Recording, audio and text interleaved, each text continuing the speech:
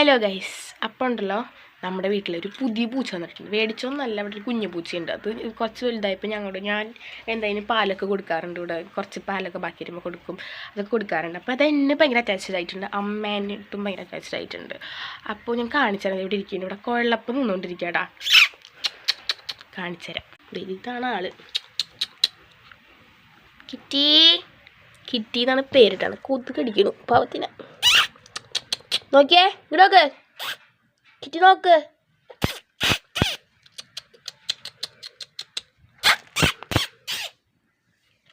കാണിച്ചു കൊടുത്തേ കിറ്റീനെ കാണിച്ചു കൊടുക്ക് കിറ്റീനെ കാണിച്ചു കൊടുത്തേ. ഇതാണ് നമ്മുടെ കിറ്റിക്കുട്ടി. കുട്ടിയാണോ ചേട്ടനാണോ എന്ന് നമുക്കറിയില്ല. കുട്ടിയാണോ കുട്ടനാണോ എന്ന് നമുക്കറിയില്ല. കാര്യം പറഞ്ഞിട്ടുണ്ടെങ്കിൽ ഇതാണോ പെണ്ണാണോ നമുക്കറിയില്ല കേട്ടോ. എന്തായാലും കുട്ടിയാണ്, കുട്ടിപ്പോയി.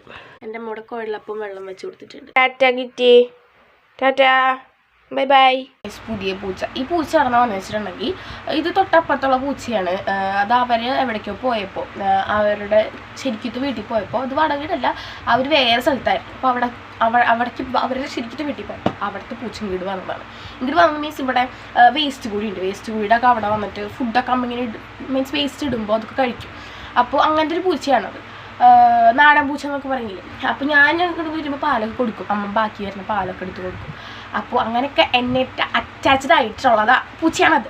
അപ്പോൾ എപ്പോഴാണ് അവർ വരുന്നത് അപ്പോൾ അങ്ങോട്ട് പോവും. പക്ഷേ ആ പൂച്ച രാവിലെ ഇവിടുന്ന് ഫുഡൊക്കെ കഴിക്കും, പക്ഷേ രാത്രി അവിടെ പോയി അവരുടെ വീട്ടിൽ ഇവിടെ പോയി കിടക്കാം.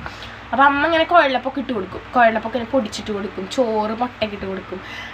അമ്മ ഫുഡൊക്കെ ഭയങ്കരമായിട്ട് കൊടുക്കും. അത് കാരണം ഇവിടെ ഭയങ്കരമായിട്ട് ഇവിടെ കൂടിയ വീട്. അപ്പോൾ ഇതാണ് പൂച്ച, നിങ്ങൾക്ക് ഇഷ്ടപ്പെട്ടോ എന്ന് കമൻറ്റ് ചെയ്യാം കേട്ടോ.